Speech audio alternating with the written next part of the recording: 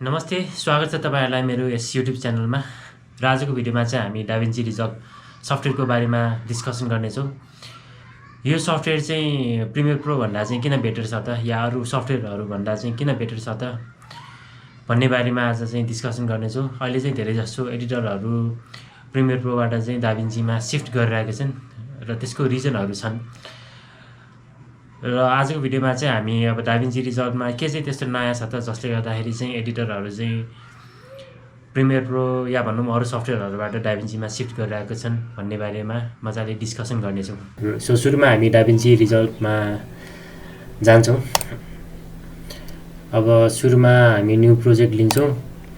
New प्रोजेक्टको नाम दिउँ अहिलेलाई एडिटिङ प्र्याक्टिस भनेर क्रिएट गरौँ। यो गरिसकेपछि हाम्रो टोटल हाम्रो यहाँ प्यानलहरु media, cut, edit, fusion, colour, Fairlight, deliver 1 2 3 4 5 6 7 वटा प्यानलहरु हामी देख्न सक्छौं। र सुरुमा हामीले मिडिया प्यानल यो देख्न सक्छौं। यसको काम चाहिँ के हो भन्दाखेरि यसले चाहिँ हाम्रो फुटेजहरु कहाँ छ फुटेजहरु हाम्रो सबै ल्याएर अर्गनाइज गर्ने सुरुको प्यानलको काम हो। अब यसमा चाहिँ अब हामीले हाम्रो फुटेजहरु कहाँ छ त्यो सबै ल्याएर हाल्छौं। यसलाई कन्ट्रोल अल गरौँ, राइट क्लिक गरेर एड इन्टु मिडिया पुल गरौँ, डन चेन्ज गरौँ। यो गरिसकेपछि हाम्रो सबै फुटेजहरु यसरी प्रपरली आएर बस्दिन्छ। यसलाई चाहिँ अब एउटा फोल्डर बनाएर हाल्न नि सकियो। यसरी फोल्डर भित्र चाहिँ हाम्रो अब सबै फुटेजहरु यसरी प्रपरली अरेन्ज भएर बस्दिन्छ। त्यसपछिको हाम्रो कट पेजमा चाहिँ हाम्रो अब फुटेजहरु चाहिँ अब सबै अर्गनाइज गर्ने चाहिँ कट पेजमा हो। यसमा चाहिँ अब हाम्रो फुटेजको लेन्थ बढाउने घटाउने सबै कट पेजमा गर्न सक्छौं। या त अब हामीले यसको शिफ्ट 9 गरेर चाहिँ हाम्रो टाइमलाइन रेजुलेसनहरु मिलाउने यो हाम्रो के को लागि हामीले बनाउन लागेको हो। यो सबै यहाँबाट चाहिँ हामीले मिलाउन सक्छौं। जस्तै अब हाम्रो फोके को लागि फर्मेटको लागि हो कि हाम्रो पोर्ट्रेटको लागि हो कि स्क्वायरको लागि हो कि पोस्ट फेसबुक पोस्ट इन्स्टाग्राम पोस्टको लागि हो कि फेसबुक इन्स्टाग्राम पोस्टको लागि चाहिँ हाम्रो यो स्क्वायर 1080 बाइ 1080 वाला रिजोल्युसन हुन्छ। या हाम्रो टिकटक र रिल्सहरुको लागि चाहिँ यो 1080 1920 वाला हुन्छ। यो सबै हामीले अर्गनाइज गर्ने चाहिँ यो हाम्रो कट पेजमा हुन्छ। एडिट पेजमा पनि गर्न सक्छौं। त्यसपछि हाम्रो एडिट पेजमा चाहिँ अब सबै हाम्रो भिडियो एडिटिङको काम चाहिँ सबै हाम्रो एडिट पेजमा हुन्छ। त्यसमा चाहिँ अब सबै हामीले अब म्युजिक हाल्ने देखि लिएर हाम्रो साउन्ड इफेक्ट हाल्ने हाम्रो फुटेजहरु एडिट गर्ने यसरी काट्ने जोड्ने टाइटल हाल्ने सबै हामीले एडिट पेजमा यसरी प्रपरली गर्छौं।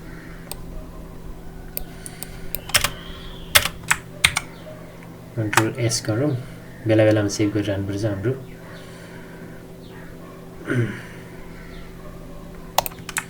अब ट्रान्जिसनहरु हाल्नलाई अब सुरुमा यो फेड इन हाल्नलाई कन्ट्रोल की थिचेर हामीले यसरी गर्न सक्छौं। यो पछाडी यो यसरी डिलिट गरौँ।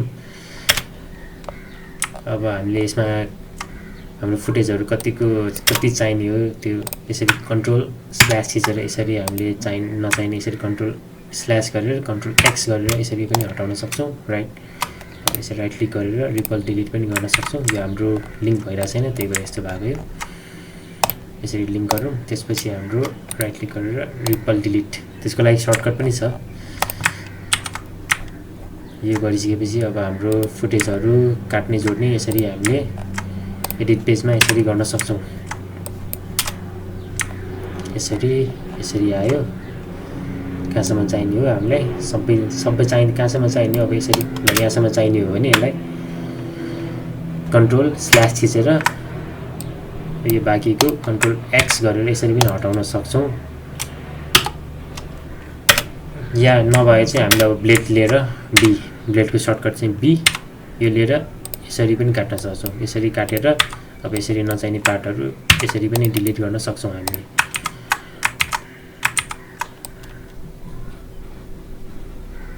यसरी काट्ने जोड्नेको काम यसरी हुन्छ हाम्रो डाभिन्ची रिजल्भमा। अब यसमा एउटा टाइटल हालेर हेरौँ।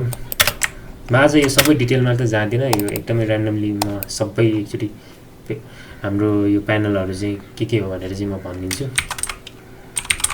अब यसमा टाइटल दिउँ, टाइटल अब यसको फन्टहरू मिलाउने सबै हामीले यसरी गर्न सक्छौँ। फन्टको साइजदेखि लिएर फन्टको कलरदेखि लिएर कुन कलर हाल्ने हो यसरी हामीले गर्न सक्छौँ।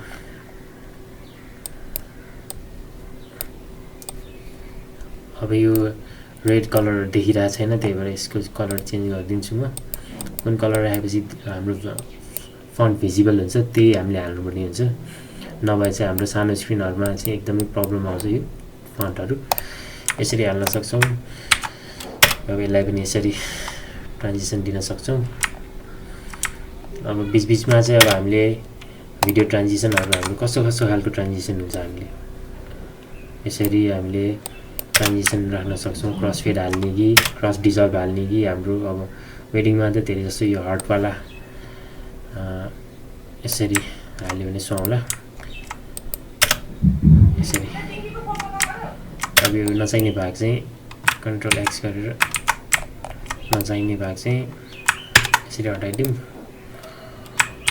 यो ट्रान्जिसन गयो, फेरि हामीले हाल्न सक्छौँ, यसरी हाल्न सक्छौँ। यो कलर ग्रेडिङ भएको छैन, त्यही भएर यो एकदमै फ्ल्याट देखिरहेको छ। अब यसमा ब्याकग्राउन्ड म्युजिक हाल्नु पऱ्यो भने चाहिँ अब हामीले अब ब्याकग्राउन्ड म्युजिक इम्पोर्ट गर्न सक्छौँ। ब्याकग्राउन्ड म्युजिक यसरी ल्याएर पनि हाल्न सक्छौँ। अब अहिलेलाई चाहिँ यो हाम्रो यो ट्र्याकलाई चाहिँ म्युट गरौँ। यो म्युट गरिसकेपछि यसको साउन्डहरू केही पनि आउने भएन। अब अहिलेलाई चाहिँ यो पछाडिको फुटेजहरू हटाइदिउँ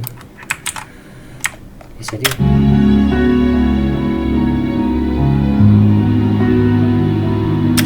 नचाहिने अब हाम्रो कति कहाँदेखि चाहिने हो त्यसरी हामीले हेर्न सक्छौँ।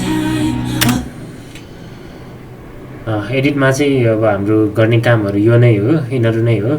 त्यसपछि हाम्रो फ्युजन ट्याब, फ्युजन भनेको चाहिँ अब यो कम्प्लिटली आफ्टर इफेक्टको काम चाहिँ फ्युजनले गर्छ। यसमा चाहिँ अब अब मोसन ग्राफिक्सको कामहरू भनौँ या भिएफएक्सको काम, भिएफएक्स कम्पोजिटिङको कामहरू चाहिँ सबै हाम्रो यो फ्युजन ट्याबमा चाहिँ हामीले गर्न सक्छौँ।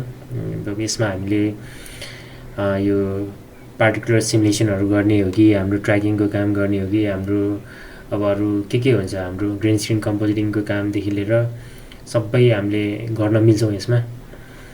अब यो वेडिङहरूमा त यो खासै युज त हुँदैन, म्युजिक भिडियोहरूमा पनि खासै युज त हुँदैन। यो फ्युजन ट्याब चाहिँ अब ठुल्ठुलो मुभीहरूमा, ठुल्ठुलो ब्यानरको फिल्महरूमा चाहिँ युज हुनसक्छ। त्यसपछि हाम्रो कलर ट्याब भनेको त यो नामैले कलर ट्याब छ। अब यसको काम त अब सबै कलरको काम एडजस्टमेन्टहरू मिलाउने भइहाल्यो। अब यसमा चाहिँ अब यो नोट बेसिसमा काम हुन्छ। कलरमा चाहिँ अब प्रिमियरमा चाहिँ हाम्रो सबै लेयर बेसिस, टाइमलाइन बेसिसमा काम हुन्छ। यसमा चाहिँ सबै नोट बेसिसमा काम हुन्छ। त्यही भएर चाहिँ यसमा अलिकति नयाँ चाहिँ यो छ। जस्तै यो फ्युजनमा पनि हाम्रो सबै नोट बेसिसमा काम हुन्छ।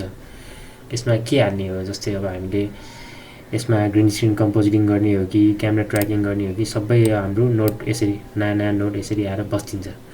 कलरको नि नयाँ नोट यसरी आएर बस्तिन्छ। अल्ट एस भनेको चाहिँ नयाँ सिरियल नोट हो। अब सिरियल नोट बाहेक पनि यसमा अब प्यारलल नोट छ, लेयर नोट छ, गर्न मिल्ने थुप्रै छ। अहिलेलाई चाहिँ सिरियल नोटमै छौँ। सिरियल नोटमा गएर अब यो हाम्रो कलर स्पेस ट्रान्सफर्म गरौँ सुरुमा। अहिलेलाई चाहिँ म यो एकदमै ऱ्यान्डमली गरिरहेको छु, त्यस्तो डिटेलमा चाहिँ गएको छैन म। सोनीको एस क्यामेट, सोनीको क्यामेराबाट खिचेको फुटेज हो यो, सोनीको एस लग। अब रेक 709, हाम्रो रेक 709 भनेको चाहिँ इन्डस्ट्री स्ट्यान्डर्ड हाम्रो कलर प्रोफाइल हो। जस्तै अब हाम्रो फ्युजन ट्याबको काम त त्यही भइहाल्यो। अब हाम्रो आफ्टर इफेक्ट्सको सबै कामहरू यो फ्युजन ट्याबले गर्ने भइहाल्यो। हाम्रो ग्रिन स्क्रिन कम्पोजिटिङदेखि लिएर ट्र्याकिङदेखि लिएर हाम्रो पार्टिकुलर सिमुलेसन सबै हाम्रो फ्युजन ट्याबले गर्ने भइहाल्यो। कलर ट्याब भनेको हाम्रो कलरहरू सबै मिलाउने भइहाल्यो। अब फेयरलाइट भनेको अब अडियोको हाम्रो मिक्सिङको कामहरू सबै हाम्रो फेयरलाइट ट्याबले ट्याबमा हुने भयो। अब यसमा रिभर्बहरू हाल्ने हो कि यसरी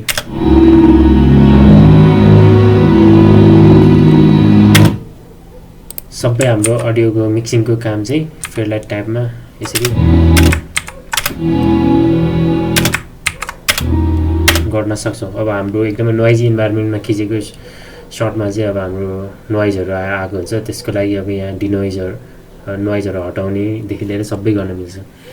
अब लास्टको डेलिभर ट्याब भनेको त यो हाम्रो फुटेजहरूलाई रेन्डर गर्नको लागि युज हुन्छ, जस चाहिँ हाम्रो के को लागि रेन्डर गर्ने हो, हामीले युट्युबको लागि हो कि भिमियोको लागि हो कि के को लागि हो, सबै गर्न सक्छौँ हामीले। अब अहिलेलाई यो एडिटिङ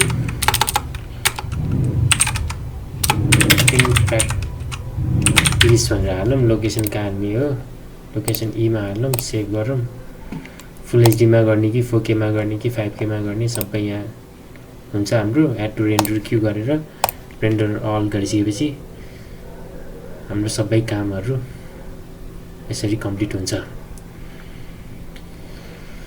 सो डाभिन्सी रिजल्भको चाहिँ अब यसमा नयाँ भनेको चाहिँ यो सबै नोट बेसिसमा काम हुन्छ। यसमा कलरदेखि लिएर इफेक्ट्सको कामहरू सबै नोट बेसिसमा काम हुन्छ। र प्रिमियर प्रोबाट डाभिन्सी सिफ्ट हुनेहरूको लागि चाहिँ नयाँ चाहिँ त्यही हुनेछ कि नोटमा चाहिँ हामी फ्यामिलियर हुनुपर्छ, नोटले कसरी काम गर्छ त्यो सबै चाहिँ हामीलाई थाहा हुनुपर्ने हुन्छ। अनि यसले चाहिँ अब एडोबीको सबै प्याकेजहरू जस्तै एडोबीको आफ्टर इफेक्टदेखि लिएर एडोबीको अडिसनहरू, प्रिमियर प्रो सबै एकै ठाउँमा ल्याएर राख्ने भएर चाहिँ डाभिन्ची चाहिँ एकदमै अब अहिले पपुलर भएको सफ्टवेयर हो यो। त्यही भएर यो चाहिँ हरेक एडिटर, हरेक कलरिस्टहरूले प्रिफर गर्ने सफ्टवेयर हो। थ्याङ्क यू सो मच आजको यस भिडियो हेरिदिनु भएकोमा। तपाईँहरूले केही सिक्नुभयो होला भन्ने म आशा राख्दछु।